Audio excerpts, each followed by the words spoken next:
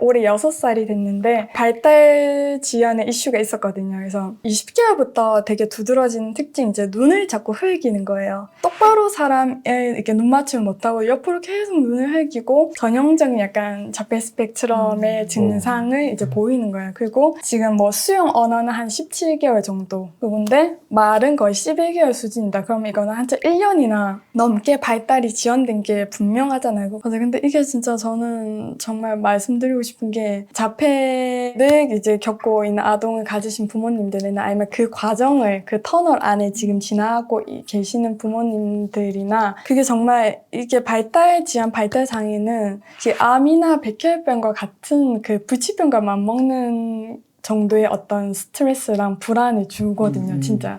아이의 뇌는 1년 단위로 되게 크게 변한다. 그거를 놓치면 안 된다. 그래서 내가 어떤 자극을 주느냐에 따라서 얘가 36개, 딱 만 3세가 됐을 때 크게 한번 탁 변하겠구나라는 생각이 드니까 아이들이 자기 전에 되게 중요하대요. 그때 이렇게 아이랑 간지럼 태우기 놀이를 한다든지 이렇게 상호작용을 좀 많이 하면서 애를 좀 많이 웃게 해요. 아이가 아직도 이렇게 막 땀이 이렇게 다 안 식은 상태에서 잠들지. 그때 이 아이의 머릿속에서 지금 무슨 일이 벌어지고 있을까에 그걸 보면 되게 경이롭기까지 하더라고요. 저는.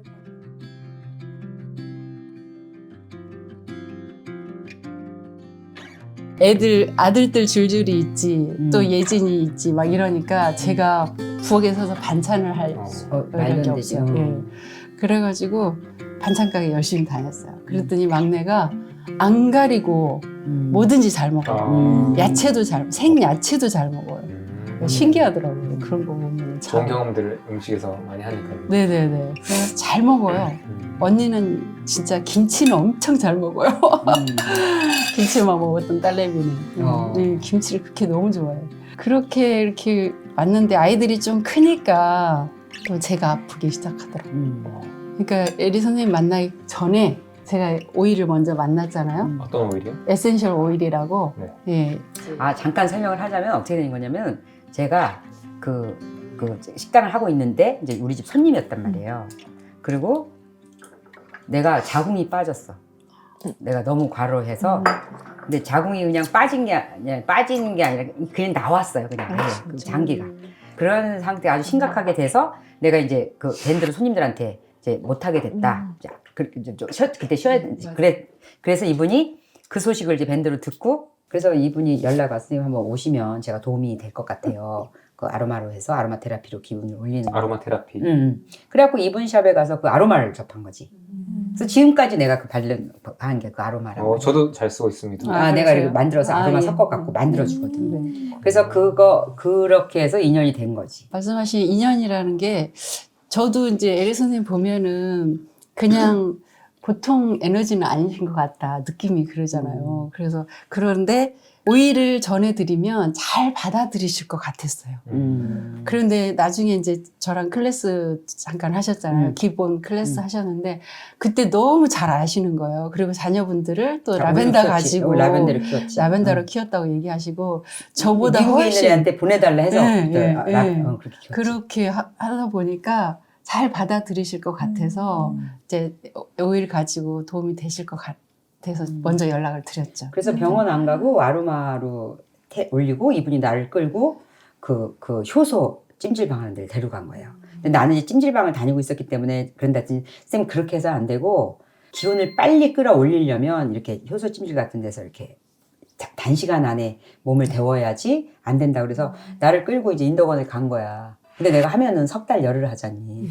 그래서 그 3달 열을 하루도 안 빼놓고 다닌 거지. 효수찜질방을. 그걸 끌어놓고 다니는 게. 그러니까 나 같은 애는, 그러니까 우리 할머니가 저 미련 고운퉁이라고 그랬거든. 앉혀놓으면 그냥 앉아있어.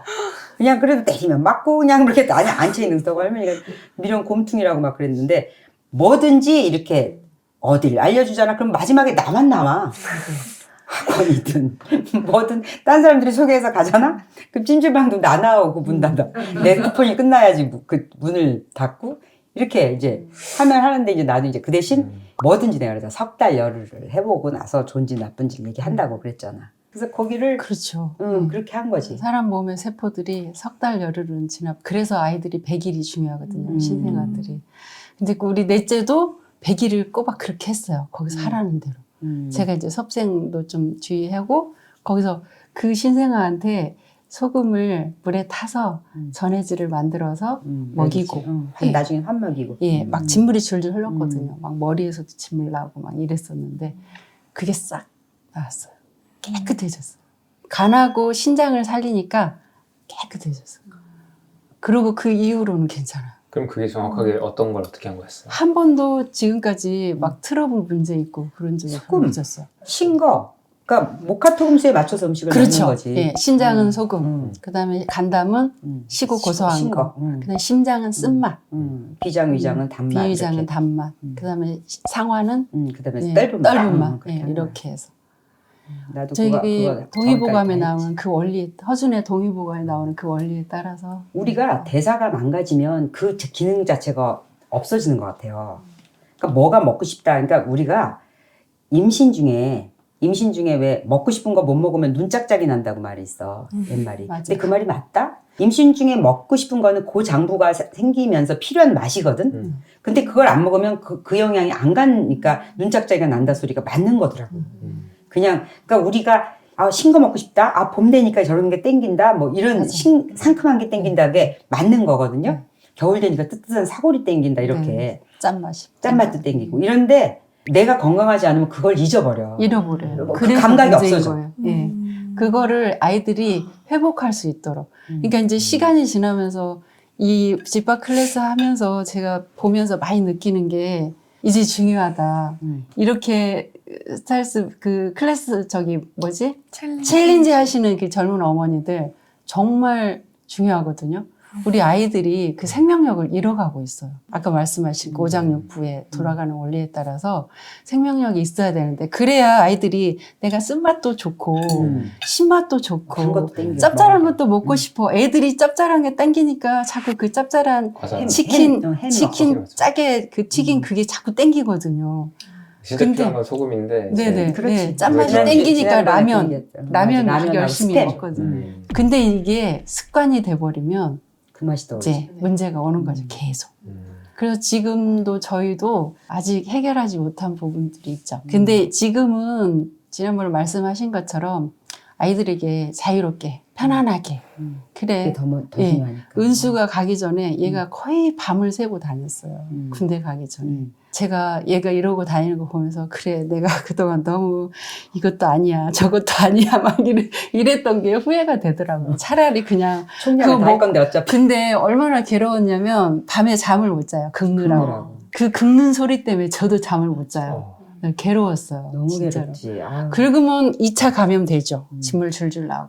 그 과정을 몇 년을 하니까 좀 은수야 너 좀 크면 좋아질 거야. 그런데 초등학교 고학년이 됐는데도 이제 진짜 많지 않으니까 엄마는 애써서 열심히 해주는데 또 얘는 가서 이제 신나게 막 자기 먹고 싶은 거 하고 애가 찾는 건 거의 비슷해요. 그냥 자극적인 거 막 찾으니까.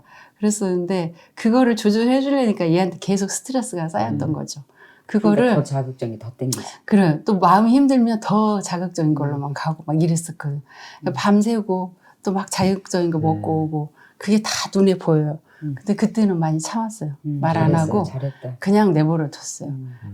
보면은 얘가 먹는 거 보면 어떤 결과가 나올지는 다 보여요. 제 눈에는 저는 다 알겠는데 그럼에도 불구하고 제가 그렇게 해야 살겠다고 하니까 그냥 내버려 두고 밤새고 다니면 기다리죠. 밤새 아이가 안 들어오고 그러면 이게 이제 반복이 되면 신장이 망가지고 간담이 너무 힘들 거고 막 이럴 건데 그리고 자율신경이 더 힘들 건데 막 이 항진이 돼가지고 진정이 안 될 건데 막 자기가 아는 게 문제다. 막 이런 생각들이 너무 많이 그러니까 들어요. 그래서 제가 선생님 흰머리가 엄청 늘었거든요.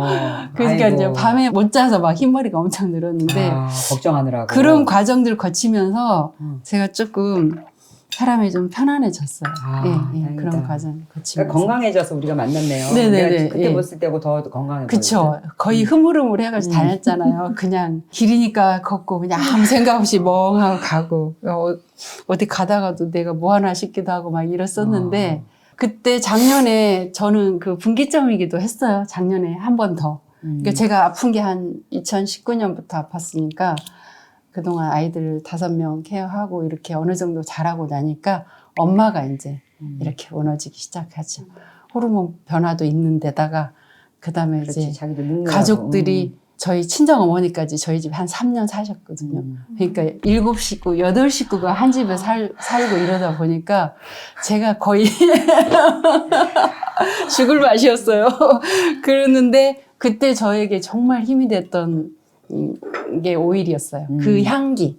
클라리 세이지의 그 진한 향기가 저의 손을 잡아주는 느낌이었거든요. 참 살기 마련이다. 그리고 그때도 저도 선생님이 받으셨던 레인드랍을 다른 선생님을 통해서 받으면서 그때 살아났어요. 그래서 공부한 거예요. 이게 뭐지 하고 오일 공부를 그때 해서 그 테라피 위력이 어마어마하고 난 지금도 계속 그 향 피고 있잖아요. 그 오일 넣은 거거든요. 그것도 자기가 선물한 거다. 선물 준 거다. 그거 순증 디피저. 네, 디피저. 참 인연이 묘하네.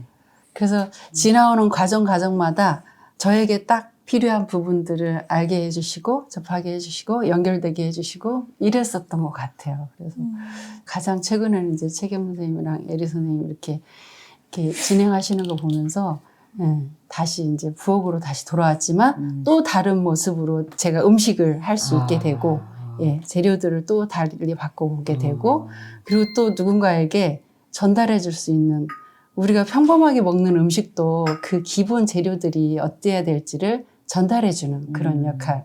그런 거를 자꾸 해보고 싶은 마음, 소원, 이런 거를 자꾸 주시더라고요. 그래서 기운이 돈다는 얘기죠. 예, 살아난 거죠. 살아난 예, 거. 거의 제가 말이 없었어요. 애들한테, 엄마한테 말 시키지 마, 이랬었거든요. 기운이 없어서. 네네. 대꾸할 기운도 그리고 없고. 방에 그냥 문 닫고 누워있고 그랬었거든요. 제가 오장육부가 어떻게 돌아가는 원리를 배웠어. 알고는 했어. 근데 그냥 날 내버려둬. 이랬었거든요. 저희 남편한테도. 저희 남편 얘기하는 거 엄청 좋아하잖아요, 선생님. 하루 종일 얘기하고 앉아있을 거예요. 하루 종일. 찜질방에서 만나서 우연히. 찜질방에서 만났어 우연히. 그런데 저희 남편한테 좀 뒷담을 제발 일좀 이랬었거든요, 제가. 근데 이제 그렇게 좀 살아나고 이런 과정을 이제 진짜. 그리고 코로나 겪으면서 가족들이 다 줄줄이 한 번씩 돌아가니까 마지막 이제 저도 아프고 그랬었는데 책 보고 이제 이렇게 하면서 살아났어요. 살아나더라고요. 그래서 확실하게 제가 알겠더라고요. 사실은 오행하면서는 비용적인 것도 되게 부담이 됐어요. 돈 많아야 이거 돼. 말고 이거 음식으로 먹기에는 한계가 있다라고 늘 이렇게 들었죠. 근데 강하게 먹어야 되니까. 장부가 어디 아플 때는 수압은 진짜 세게 수압으로 집어넣어야 먹어야지. 돼. 세게. 그래서요. 미쳤다고 할지 모르겠지만 은수 아플 때요. 염증이 막 분출할 때는 하루에 소금 3g짜리를 12포, 15포, 16포까지도 먹어봤어요. 이렇게 물에 태워서 이렇게 아니요, 그냥 꿀꺽 생겨 먹어봐. 털어놓고. 한 그리고- 티스푼씩 그냥. 네네. 입에 털어놓고 그랬었거든요. 그러면 염증이 가라앉았어요. 이게 돈이 장난이 아니거든. 돈이 엄청 많이 돈이 들었어요. 그렇게 해서 그 오행이든지 뭐든지 해서 그 치료를 하게 되면 돈이 장난이 아닌 거예요. 어디 만들어요? 식품에서. 식품은 그걸 거기서 먹으려면 팔아요. 파는 게. 거기 농축 그 영양, 그 맛으로 가는 거예요, 거기. 그러니까 소금, 네. 그다음 매운맛, 짠맛, 신맛, 고소한 맛. 화분으로 먹는 거. 그걸 이제 강력한 것들, 거기도 재료는 다 이런 자연식으로 그러니까 갈아서 만든 건데 비용이 너무 부담스럽더라고요. 근데 이제 제가 그 대사작용 그거를 좀 공부하면서 쭉 들으면서 그렇게 비용 들이지 않고도 살아날 수 있겠다 이런 생각을 했어요. 그래서 지금은 음식으로 먹는 거, 그 다음에 시간 제한 조절하고 어떻게 먹는 순서라든지 이런 것들. 그리고 전에는 제가 그렇게 고기를 즐겨 먹지 않았거든요. 별로 먹고 싶지 않았는데 요즘은 고기를 좀 먹어요. 일부러 챙겨서도 먹고. 그러면 힘이 덜 땡기더라고요. 눈빛에 힘이 쫙 들어갔어. 얼마 전에도 이제 모임 갔는데 그 돼지고기 수육을 했더라고요. 근데 여러 가지를 했는데 계속 그것만 먹고 있어요. 수육하고 김치하고. 놀랍네. 근데 하루 종일 뭔가를 했어요, 제가. 근데 기운이 바닥에 떨어져. 떨어지지 않더라고요. 그 자연 채식 같은 거 하시던 분들도 나중에 몸이 차져서 이렇게 그만두는 분들도 좀 종종 있는 것 같아요. 그래서 고기를 먹으니까 따뜻해지더라 그런 사람들도 여기 오신 분들. 맞아요. 제가 그걸 느꼈어요. 그 과정이었어. 그래서 이렇게 훅 이쪽 최기영 선생님이 안내하는 쪽으로 보고 치즈도 좀 찾아서 먹고 예 올리브 오일 일부러 아까 스님 막 부으시던데 야 저렇게 먹어야 되겠구나 이랬거든요. 사실은 잘 많이 안 먹거든요. 그냥 나물에 넣어서 먹고 올리브 오일도 찔끔찔끔 그게 기름을 듬뿍 줄여야지 먹고. 하고 이런 생각했거든요. 기름 저희 어머님 시어머님은 아야 기름 고기 기름 그거 다 떼어내야 된다 막 이러시면서 기름은 1도 먹으면 안 된다고 막 이렇게 막 약간 그런 생각이 많이 있으셔가지고 그러시죠. 기름 예. 소금을 다 옛날에 예. 조심했잖아요. 예, 그랬었거든요. 아픈 사람은 무조건 먹으면 안 돼, 막 이랬었거든요. 진짜. 근데 이제 그런 색이 싹 바뀌었어요. 너무 편안해졌어요. 잘했다. 네, 너무 편안해. 애들도 같이 편안해지겠다. 진짜 네네. 자기가 그래서. 지금은 이제 살짝만 던져줘요, 애들한테. 살짝만 던져주고.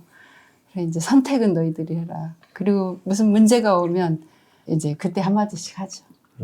그때 그렇게 했으면 좋았을 텐데. 그 얘기도 이제 나중에 안 하면 돼. 예, 안 해도 되는데. 그야말로 그거야말로 내버려 두는 예. 것도 또 해야 되는 얘기다. 아이들이 먼저 물어보는 날이 오겠죠? 물어보고 그리고 물어보지 않아도 보고 자란 게 있기 때문에 결국은 그 방법이 찾아가요. 내가 어렸을 때 멸치하고 콩 이런 거 안 먹었다니까 그것만 먹잖아. 내가 제일 싫은 게 그 일요일 날 점심에 멸치국수 주는 거였거든. 아버지가 국수를 좋아하니까 항상 멸치 끓여갖고 그럼 멸치하고 나서 이렇게 건져내는 것도 나는 너무 싫었거든. 근데 나이가 드니까 결국 그 맛을 찾아가게 되고 그 맞아. 서리태 콩이 있으면 그냥 맨날 골라냈는데 그 콩만 쌀로 삶아서 또 먹게 되고. 자기는 어떻게 정말 행운 응?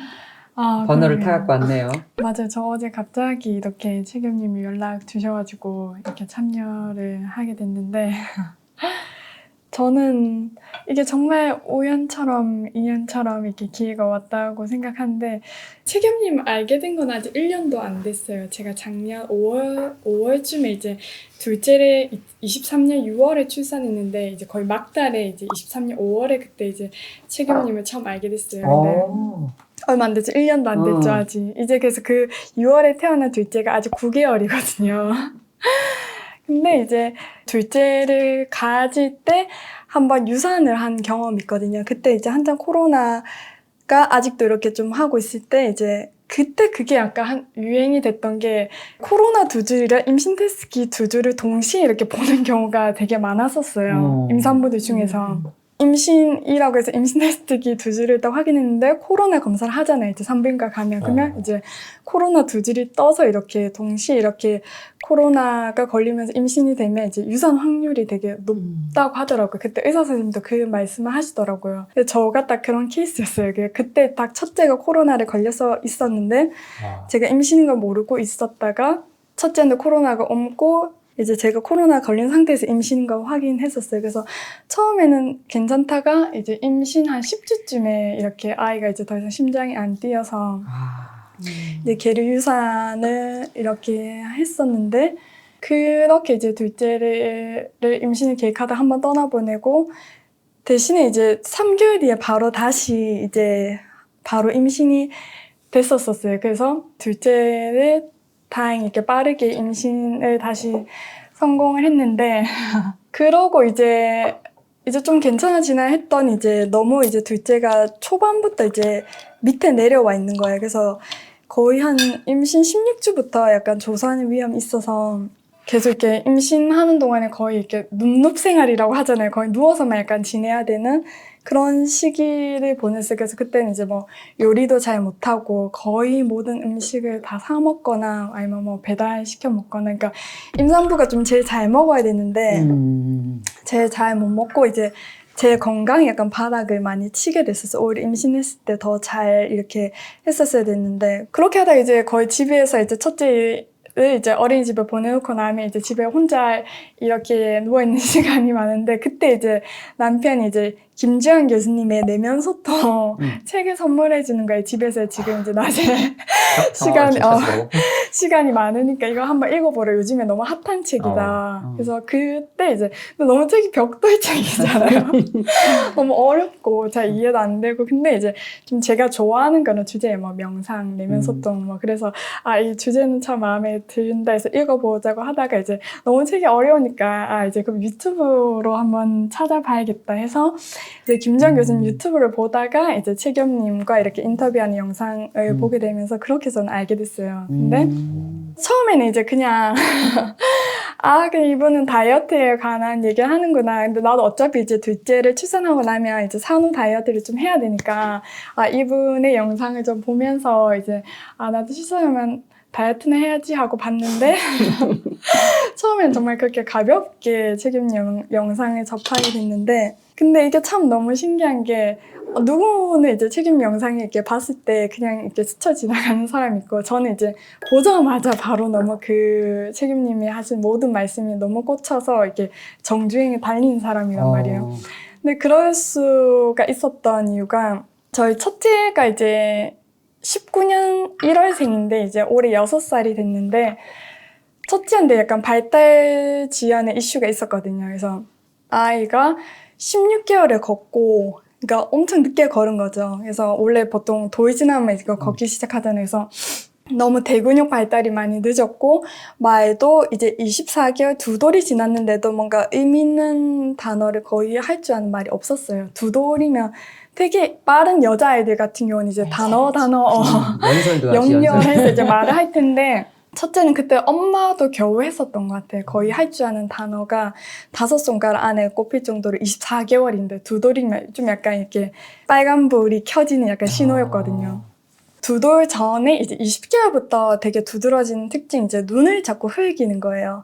이게 애가 똑바로 사람에 이렇게 눈 맞춤을 못하고 옆으로 계속 눈을 흘기고, 멀리 이렇게 지나가는 자동차나 기차나 전광판에 지나가는 글자나 도로에 쌩쌩 달리는 자동차는 그런 시각 자극을 너무 추구하는 거예요. 이게 전형적인 약간 자폐 스펙트럼의 증상을 이제 보이는 거예요. 그리고 너무 집에서도 혼자서 이렇게 장난감 가지고 놀거나, 이제 자동차 뭐 바퀴들을 이렇게 일렬로 나열하거나, 이게 되게 전형적인 그런 자폐 스펙트럼의 증상을 다 갖추고 있었어요. 진짜 누가 봐도. 그리고 찬양아예요. 네, 남자애가 또 특히 또 남자애한테 또 자폐 스펙트럼의 비율이 되게 높잖아요. 그래서 또 거기다 첫째고, 시댁과 친정은 다 멀리 떨어져 있었고, 이제 집에서 볼 수 있는 유일한 사람은 이제 엄마 하나밖에 없는 거죠. 그때는 또 동생도 없었을 때고, 그때 또 마침 코로나였고, 애가 한창 이제 마스크를 벗고 이제 말하고 밖에 나가서 사람과 상호작용 해야 될 때, 이제 집에서 계속 엄마랑 단둘이만 있는 시간이 되게 길었었죠. 그리고 나가면 무조건 마스크 써야 되고, 사람 표정 못 읽고, 사람 원래 말을 배울 때 이 입모양을 보고 아이들은 말을 배우잖아요. 근데 입 모양을 못 보죠. 그래서 그 당시에 이제 태어난 이제 코로나 뭐 베이비들 해서 되게 언어가 지연되는 현상들이 되게 높아졌었잖아요. 그 해 때. 그냥 저희 아이도 그런 케이스였는데, 조금 더 약간 이 호명 반응도 좀 안 되는 것 같고, 애가 또 눈빛도 약간 흐리멍텅한 것 같고. 호명 반응이 이름 부른다요? 이름 불렀을 때 바로 반응을 이렇게 하는. 돌아보는 게 아니라 좀 한참 걸리니까, 그러니까 자기 세계에 막 빠져 있으면 아무 소리가 안 들리는 거죠. 살성이 많이 떨어지고, 이제 타인과의 상호작용을 잘 못하는 그런 전형적인 모습인 거죠, 호명 반응. 그래서 자폐를 확인하는 제 2가지 사인이 이제 눈 맞춤과 호명 반응이에요. 애가 이제. 근데 저희 아이는 이 2가지에 다 이렇게 빨간불이 켜져 있었어요. 심지어 제가 앞에서 이렇게 눈을 계속 보고, 눈동자에는 제 얼굴이 있는데 애는 저 멀리 있는 자동차에 모든 시선이 다 뺏겨 있는 거예요. 그래서 고민을 하다가 이제 처음에는 어떻게 해야 될지 몰라서 일단 소아정신과를 한번 가봤어요. 근데 가서 뭐 이것저것 검사를 해보다가 이제 거기서도 이렇게 아이가 감각 추구가 있는 것 같다, 이런 게 시각이랑 청각에 너무 이렇게 자극이 많이 과해지고 있으니까 뭐 원하신다면 뭐 이런 자폐 스펙트럼 진단 검사라고 CARS라는 그 카스 검사가 있는데, 그거를 해봐도 좋을 것 같다 했는데, 그 당시에 그 검사 비용이 43만 원인가 꽤 비쌌었어요. 그래서 그거를 뭐 당연히 하면 좋겠지만 이거를 굳이 해야 되나라는 고민을 막 하고 있었는데, 소아과를 또 가보니까 애가 눈이 너무 흘기는 것 같다, 이게 왜 그러냐 했더니 의사 선생님 너무 아무렇지도 않게 그거 좀 자폐일 수도 있다, 이렇게 또 얘기를 하시는 거예요. 그러더니 이제 자기가 소견서를 써줄 때니 큰 병원에 한번 가봐라. 그래서 또 너무 그렇게 아무렇지도 않게 얘기를 하시면서 이렇게 소견서 써주니까 그걸 딱 들고 이제 첫째 아이를 이제 유모차를 끌고 나오는데 정말 그 영화처럼 자폐를 겪고 있는 이때 성인 남자분이 그 횡단보도 앞에 딱 서 계시는 거예요. 근데 딱 한눈에 봐도 자기만의 세상에 딱 갇혀서 이렇게 막 이렇게 혼자 막 중얼중얼 거리면서 이제 세상과 단절된 모습으로 그 앞에 딱 서 계시는데 저는 이제 첫째 아이를 유모차에 끌고 나오는데 아, 이게 그럼 우리 아이의 미래인가?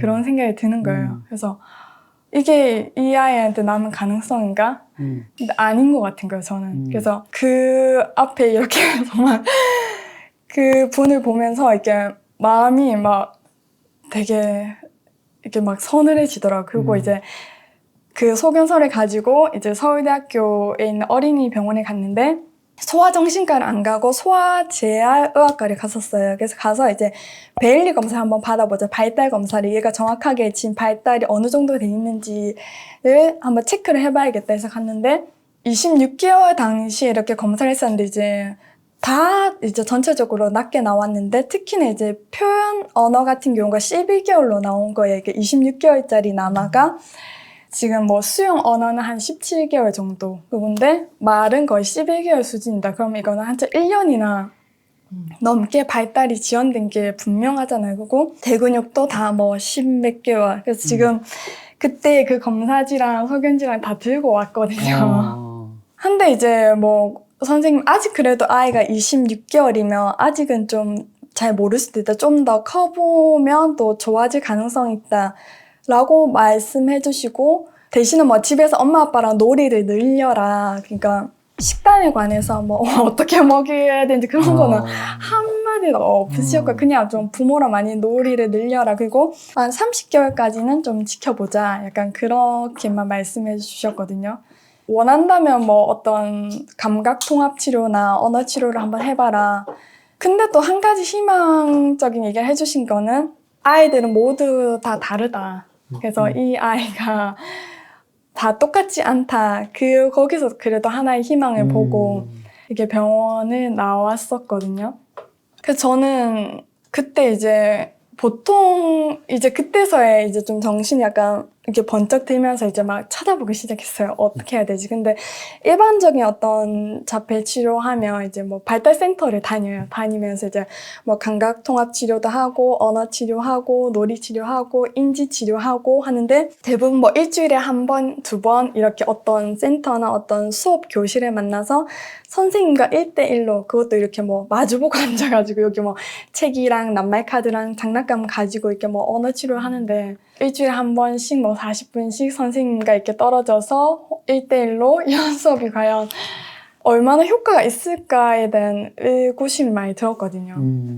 물론 효과도 있고 필요하고 도움이 되는 치료겠지만 저한테는 너무 시간이 없다라고 느껴지는 거예요. 그래서 저는 그런 얘기 많이 들었는데 이번에 이제 최겸님 유튜브에서 이렇게 뇌의 신경 가소성에 대해서 한번 말씀하셨잖아요. 근데 그때는 그 말이 그 단어조차도 모르고 그냥 그 가소가 또 막 그 찰흙을 빚을 소라고 이렇게 설명해 주셨죠. 근데 그때는 그 말도 모르고 그냥 아이의 뇌는 찰흙과 같아서 이렇게 빚으면 이렇게 만들어지고 이렇게 빚으면 이렇게 만들어진다라는 얘기를 들었어요. 그리고 아이의 뇌는 1년 단위로 되게 크게 변한다. 그 1년 24개월, 36개월, 48개월 단위로 되게 큰 모멘텀이 한 번씩 온다. 그거를 놓치면 안 된다. 그래서 그런 얘기를 들었었어요. 그래서 지금 26개월이면 36개월까지 10개월 남았는데 이때 내가 어떤 자극을 주느냐에 따라서 얘가 36개월 딱 만 3세가 됐을 때 크게 한번 탁 변하겠구나라는 생각이 드니까 이 센터에서 있을 시간이 없다라고 느껴지는 거예요. 그러면서 그때 또 저한테 하나 이렇게 영감처럼 온 책이 자폐증의 해독 치료라고 해서 해외에서는 이렇게 자폐를 이렇게 정신질환이 아니라 내과질환으로 보고 이렇게 생의학적으로 이렇게 영양제를 되게 이렇게 고함량으로 먹이잖아요. 그 어린애들부터. 그런 치료를 한다는 것에 어떤 힌트를 하나 얻었고 또 하나는 애슐리 몬터규라는 분의 터칭이라는 책이 있는데 이게 또 그것도 내면 수통 좀 되게 벽돌 같은 책이에요. 아세요?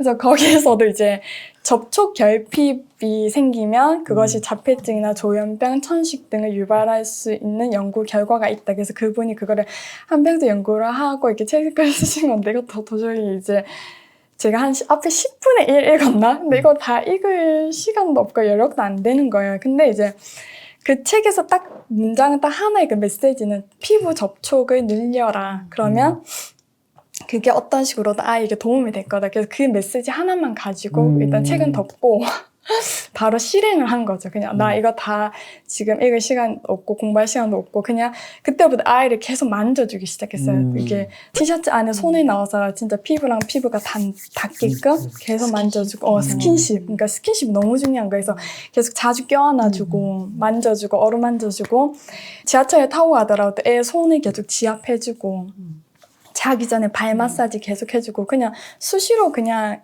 얘 이제 접촉을 해야겠다라는 힌트를 하나 또 얻었고 또 하나는 이제 김승원 대표님이 쓰신 혹시 터치아이라고 아세요? 그 아이의 모든 것은 몸에서 시작된다라는 책이 있는데 거기서도 이제 아이의 어떤 몸의 움직임이 되게 중요하다. 그래서 그 몸의 움직임, 그러니까 김주현 교수님과 되게 같은 맥락이에요. 몸의 움직임이 이제 뇌의 발달에 미친 영향에 대해서 그분의 책이 너무 이렇게 와닿아서 그 집에서 몸놀이를 시작했어요. 아, 승규한테는 저희 아이한테는 이제 몸으로 많이 놀아주고 얘가 이제 그러니까 다 어렸을 때 우리가 하던 놀이도 있잖아요. 뭐 햄버거 놀이 뭐 이런 거 있잖아요. 그러니까 몸이 애가 이렇게 위에서 이렇게 짓누르고 이런 감각을 느껴야지 그 자기 몸을 인식하고 맞아 자극을 받고 그것이 이제 뇌의 발달과 연결이 된다라는 그 또 힌트를 얻고 그 다음에 또 이제 바깥놀이를 많이 늘려야 된다. 그리고 뭐 햇볕을 이제 낮에 아이랑 충분히 이렇게 뛰어놀면서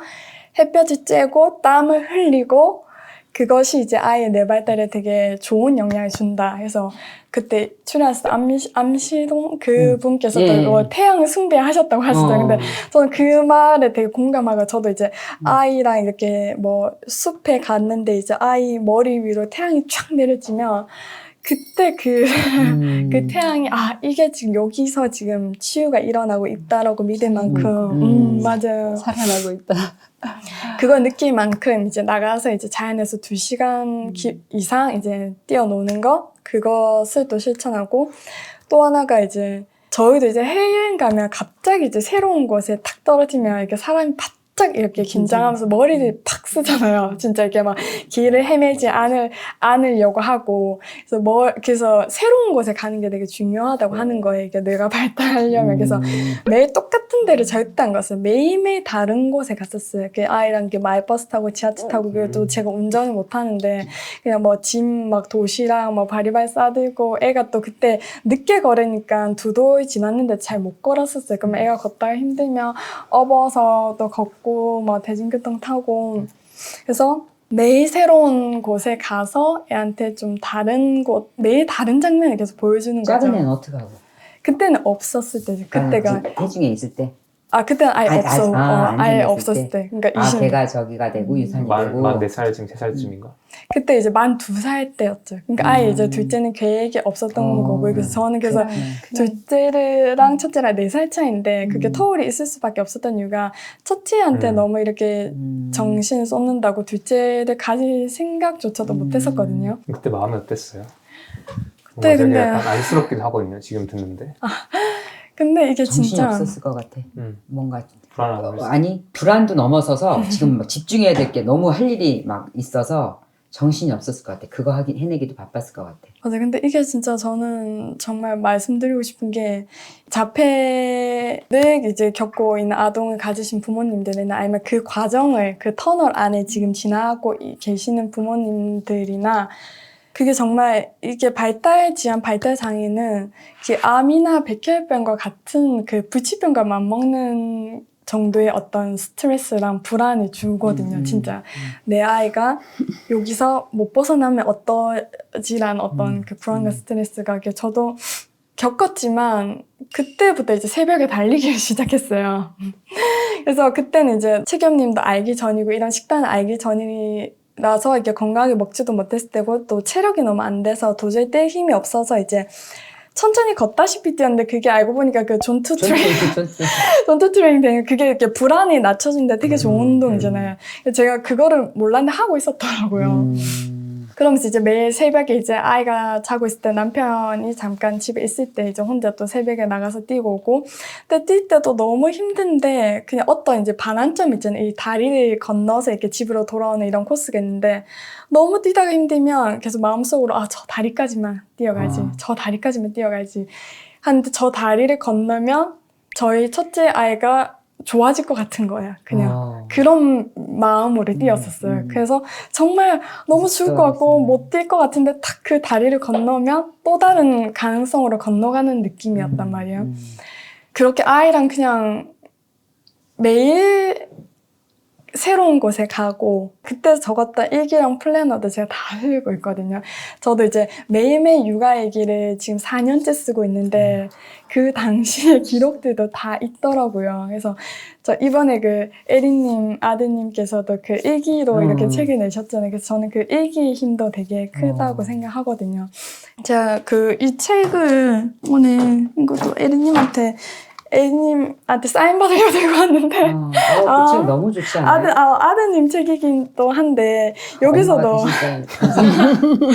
근데 여기서도 제가 되게 희망적인 딱 그때 제 심정과 맞닿는 어떤 메시지를 찾았는데 내가 원하는 꿈을 구체적으로 꿈꾸고 상상하되 어떻게 갈지는 몰라 그 길을 하지만 내가 마음을 다해서 내 하루에 최선을 다하는 것 중요한 거는 마음을 다하는 게 중요하다. 그렇죠. 근데 그 마음을 다하는 거는 지금 내가 주어진 상황에서 불행하다고 불평하지 않을 때 그거를 온전히 받아들였을 때 마음을 다할 수 있다.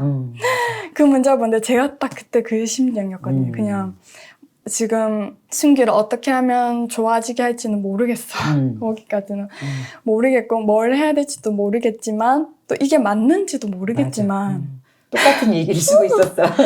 그냥 오늘 하루 아이랑 열심히 웃고 밖에 나가서 자연에서 뛰어놀고 아이의 또 손이 약간 제2의 두뇌라고 해서 손 쓰는 활동을 많이 하면 애가 또 뇌 발달에 되게 좋다고 하더라고요. 그래서 맨날 손으로 이제 뭐 밀가루 반죽놀이, 촉감놀이 이렇게 막 주물주물 치덕치덕 막 손에 이렇게 해서 좀 자폐나 발달장애나 발달지연을 가진 아이들 특징이 되게 손에 뭐 묻는 거 싫어하거든요. 막 이렇게 막 질색을 해. 모래놀이, 뭐 차량놀이 이런 거. 다 막 질색 탈색 난리 나거든요. 그래서 저희 아이도 그걸 되게 싫어하는 거예요. 이게 막 붓고 막 이런 게 막 예민하고 그래서 그거를 계속 집에서 하루에 하나씩 하는 거죠. 오늘은 뭐 밀가루, 뭐 내일은 뭐 천사채 뭐 이런 걸 사가지고 이런 것도 놀이도 하고 이제 뭐 플레이도 뭐 촬영 뭐 이렇게 뭐 못이랑 망치를 사가지고 이걸 막 두드리는 것도 하고 이렇게 많이 빻는 절구 있잖아요. 막 그런 걸로 뭐 이게 채소를 빻는 것도 하고. 그러니까 손 쓰는 것들을 계속 하려고 노력해요. 그러니까 하루에 어디 나가고 햇볕 쬐고 손 쓰는 활동 2가지 하고 또 자기 전에 아빠로 몸놀이 한 2시간 하고 이게 그냥 일과야. 그리고 나서 이때 또 아이들이 자기 전에 되게 중요하대요. 그 잠자기 5분 전, 뭐 잠자기 30분 전이 되게 중요한데 그때 이렇게 이제 아이랑 간지럼 태우기 놀이를 한다든지 이렇게 상호작용을 좀 많이 하면서 애를 좀 많이 웃게 해요, 진짜. 또 그런 거 있잖아요. 진짜 웃음 치료라는 게 되게 많이 웃으면 되게 뇌에 좋다고. 그래서 아이를 진짜 많이 이렇게 간지럼 태우고 웃게 많이 하고 또 우는 것도 되게 좋대요. 그러니까 감정을 다 여러 가지 다 느끼는 거죠. 맞아. 그러니까 아이가 몸놀이를 하다가 막 힘들고 막 아프고 막 어떨 땐 삐지고 막 울고 막 떼쓰고 이게 잘 안 되고 근데 그 우는 과정도 다 너무 이게 지금 소중한 과정인가 이게 전부 다. 그래서 그렇게 아이랑 이렇게 막 이렇게 까르르르 막 한바탕 이렇게 하고 나서 이렇게 탁 아이를 탁 재우고 나면 이렇게 아이가 아직도 이렇게 막 땀이 이렇게 다 안 식은 상태에서 잠들지. 이렇게 막 이렇게 탁 기절을 탁 잘하고 있으면 그때 이 아이의 머릿속에서 지금 무슨 일이 벌어지고 있을까에 그걸 보면 되게 경이롭기까지 하더라고요. 저는 아이가 막 아직 막 땀도 막 안 식은 상태에서 막 이렇게 막 이렇게 탁 기절 자는데 저 자는 동안에 저 머릿속에서 지금 무슨 일이 벌어지고 있을까. 그래서 다섯성. 저 얼마나 많은 어떤 신입스들이 새롭게 지금 만들어지고 있을까. 지금 그런 생각을 하니까 그러면서 이제 진짜 그 자는 아이의 그 머리를 그 붙잡고 이게 정말 이 아이의 뇌라고 생각하고 그렇게 기도를 많이 했던 것 같아요. 그 머리를 붙잡고 막 이렇게 제발 아이가 올바른 방향으로 다시 돌아올 수 있게 해달라고. 그래서 우리도 보통 이제 차에서 내비게이션을 이렇게 찍고 가다가 길을 잘못 빠질 때가 있잖아요. 그럼 길을 잘못 빠지면 한참 이렇게 돌아서 이렇게 오잖아요. 근데 저도 그거랑 똑같다고 생각했어요. 지금 아이가 정상 발달로 가는 길에서 지금 잠깐 옆에 빠진 거예요. 이게 얼마나 시간이 걸릴지 모르겠지만 돌아올 수 있다라는 생각에서 대부분 이제 이것에 대해 관심이 없거나 잘 모르시는 분은 그냥 자폐는 선천적인 거다. 그냥 저게 태어난 거고 여기서 이 아이의 가능성 끝이다. 그냥 뭐 AB 훈련 같은 거 시키죠. 이 아이가 그냥 사회적으로 그냥 잘 적응해서 훈련시키는 것들에 집중하는 어떤 치료를 해나가잖아요. 근데 저는 그렇게 생각 안 했었던 것 같아요. 그냥 우회하고 있는 중이다. 반드시 오래 걸리겠지만 더디겠지만 이 정상 발달의 길로 돌아올 수 있을 거라는 믿음을 가졌고 또 아이의 하루는 성인의 한 달과 같다라는 얘기를 들었어요. 그러니까 어릴수록 더. 그러니까 이 아이의 하루가 너무 소중한 거예요. 진짜 이 하루를 헛되이 보낼 수 없고 건강한 자극을 하나라도 더 줘야 된다는 어떤 간절함이 있었고 그래서 제가 그 첫째를 어린이집에 되게 한 34개월을 보냈거든요. 근데 오히려 일찍 보냈으면 더 좋았을 수도 있겠지만 또 이렇게 사회성이 이제 또래 친구들하고 발달을 하니까 근데 첫째가 아직 그렇게 또래 친구들 어울리면서 사회성 이렇게 나눌 수 있을 만한 정도가 아니라고 판단했고 가정에서 이렇게 하는 것에 더 집중했었거든요. 그래서 그렇게 이제 아이를 한 10개월 정도 하고 이제 36개월 때 이제 영양 검진했는데 딱 그 10개월이 지난 거잖아요. 근데 딱 만 36개월 때 딱 세도 영양 검진하는데 거의 모든 부분에서 정상으로 다 끌어올려진 거예요. 부모님 너무 고생하셨다. 대단하세요. 근데 이게 너무 그냥 저는 그게 되게 당연한 결과라고 생각했었거든요. 근데 그때는 약간 만 30대는 좀 약간 부족했어요. 특히 영유아 검진은 이렇게 정확한 건 아니거든요. 그냥 부모가 집에서 이렇게 체크를 해가지고 하는 건데도 이제 아이가 해당되는 부분이 많은 거예요. 제가 체크를 하는데. 그래서 이게 진짜 이 방향이 맞구나. 근데 거기서 이제 식단도 또 이제 신경을 쓰기 시작한 거죠. 근데 이게 진짜 식단이 저의 마지막 진짜 고민이었거든요. 다른 것들을 여러 가지 이렇게만 시도를 해보다가 처음엔 이제 글루텐 프리, 카제인 프리 식단을 했었어요. 이게 보통 이제 이렇게 발달장애 아동을 치료하고 있는 그 분들의 이렇게 유튜브나 책을 찾아보면 글루텐은 진짜 먹이면 안 되고 유제품에 있는 카제인은 정말 그 뇌에 안 좋다. 뭐 뇌 발달에 치명적이다. 또 과일도 그러니까 과당이 이렇게 안 좋다 이런 과일을 이제 얘기하신 분이 있었는데 그때는 모든 게 다 물음표였거든요. 이게 과연 맞아? 이게 맞는 걸까? 과일은 좀 먹어도 되지 않나? 그래서 어느 거 하나에도 확신을 못 가지는 거 그래도 조금 해보자 해서 해봤어요, 식단에서. 근데 이게 현실적으로 이렇게 유지가 잘 안 되더라고요. 그랬지만 그래도 이제 아이가 매일 유제품을 먹고 있어요. 그 당시 이제 아이 식단이